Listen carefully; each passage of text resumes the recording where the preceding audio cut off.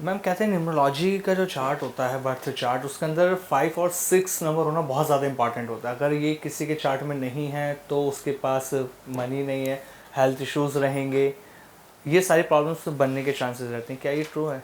वही मैं आपको बात बोल रही हूँ कि लेमैन की तरह कोई भी नंबर एक्टिवेट नहीं करना आपको अपनी डेट ऑफ बर्थ में। आपकी जो डेट ऑफ बर्थ है उसमें कुछ नंबर्स मिसिंग होने ही अच्छे हैं। बट 5 नंबर तो सबसे ज़्यादा इंपॉर्टेंट माना जाता है। सर अगर आपके चार्ट में 4 नंबर ऑलरेडी है और आपने 5 एक्टिवेट कर लिया तो ये बंधन योग एक्टिवेट हो जाएगा आपके चार्ट में। 5-4 इज ऑल्सो अ बंधन योग। मेरे चार्ट में 5-4 का बंधन योग ही है, 9-4 का नहीं है। 5 इंपॉर्टेंट क्यों कहते हैं लोग? सर 5 को इसलिए वैसे इंपॉर्टेंट बोला गया बिकॉज ये स्टेबिलिटी और बैलेंसिंग का नंबर है, नो डाउट। बट ये जब कॉम्बिनेशन बनाता है प्लैनेट के साथ, अब आप देखो विजय माल्या, हाँ 9-5 का कॉम्बिनेशन है ना, कितना बड़ा फ्रॉड करा उन्होंने। आपको पता है रीजन क्यों? क्योंकि उनके चार्ट में 5 मल्टीपल हो गया था, उनकी दशा चल रही थी मर्क्यूरी की।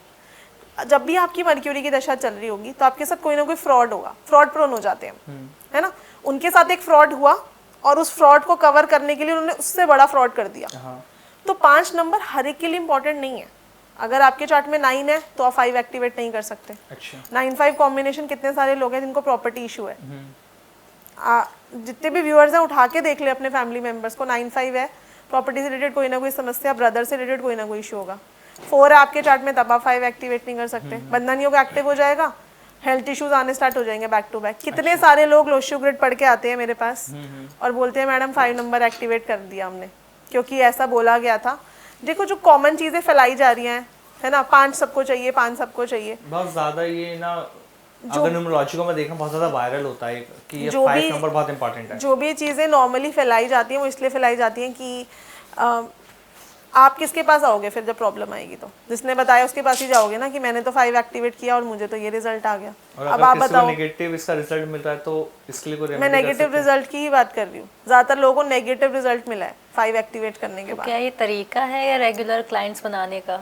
बिल्कुल, इसीलिए तो मुझसे काफ़ी सारे लोगों को प्रॉब्लम होती है। आपको पता है जब बताइए इसकी। मैं नेम चेंज साइंस लाई थी तो मेरे चैनल पे स्ट्राइक करी थी 3 बार। अच्छा कॉपीराइट लगा के और पता नहीं क्या क्या करके कि मैं किसी तरह से बंद कर दूं। क्योंकि मैं जो चीज़ें लेकर आ रही हूँ बहुत ऑथेंटिक है। दुकानें बंद करवाएंगी आप? ये सोच रहे होंगे। नहीं, मैं तो खुद बोलती हूँ कि खुद से सीखो, खुद से अपनी समस्याओं का समाधान बनना। क्यों आना हम जैसे लोगों के पास? देखो आप जो अपने लिए कर सकते हो वो आपके लिए कोई नहीं कर सकता, बिल्कुल, है ना।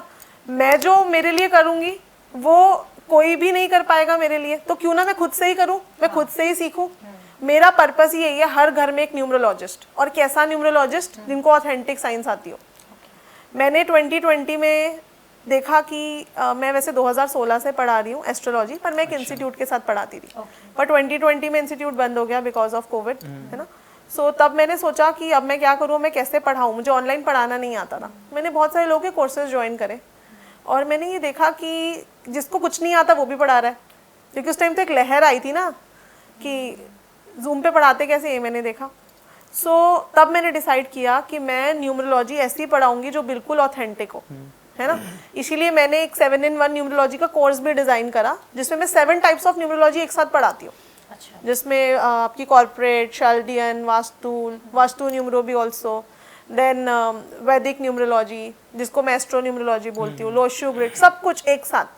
क्योंकि न्यूमरोलॉजी की हर साइंस में कुछ ना कुछ लूप होल है। तो जब हम सब कुछ एक साथ सीखते हैं ना तभी हमको पता होता है कि हम न्यूमरोलॉजी से ही सिर्फ अपनी गाइडेंस कैसे कर सकते हैं। तो न्यूमरोलॉजी के हिसाब से जैसे अभी अपने वास्तु की बात करी है, मैं इसमें एक चीज़ और ऐड करना चाहूँगा। जो घर हम लेते हैं उनका एक नंबर होता है, ठीक है। तो न्यूमरोलॉजी के हिसाब से कौन सा सबसे ज़्यादा नंबर लग के रहता है घर के लिए? न्यूमरोलॉजी में आपकी देखो डेट ऑफ बर्थ के हिसाब से सबसे पहले तो देखना पड़ेगा कि आपका लकी नंबर्स क्या आ रहे हैं। अच्छा, है ना। लेकिन कॉमनली जो हम हाउस के लिए लकी नंबर ले सकते हैं that is 6 number and 1 number.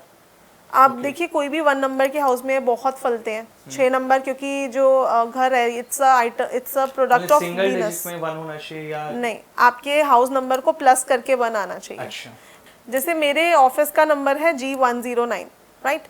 अब G न्यूमरिक वैल्यू साथ में है, लेकिन मेरे ऑफिस में बहुत सारे फ्लोर्स हैं, बहुत सारे ऐसे फ्लैट्स हैं जिनमें G अल्फाबेट यूज हो रहा है, तो I will not count G। Okay. तो मैं 109 को ही प्लस करूंगी। तो 109 को मैंने प्लस किया तो 1 आया। तो ऐसे करके आपको अल्फाबेट की न्यूमरिक वैल्यू देखनी पड़ेगी कि वो सिर्फ आप ही के पास है या सबके पास है। ठीक है। इससे पहले जो मेरा ऑफिस था 8082/7, 7 पूरी लेन के पास था, तो हमने 7 को काउंट नहीं करा, सिर्फ 8082 को काउंट करेंगे। तो ऐसे करके तो पहले आपको नंबर निकालना पड़ेगा, फिर आपको you have to make sure कि 4 और 8 पर आपके घर का नंबर टोटल ना आए। ठीक है। क्योंकि 4 पे अगर आपके घर का नंबर आता है तो ये बहुत अनसडन इवेंट्स देते हैं। ऐसे घरों में चोरियां बहुत होती हैं।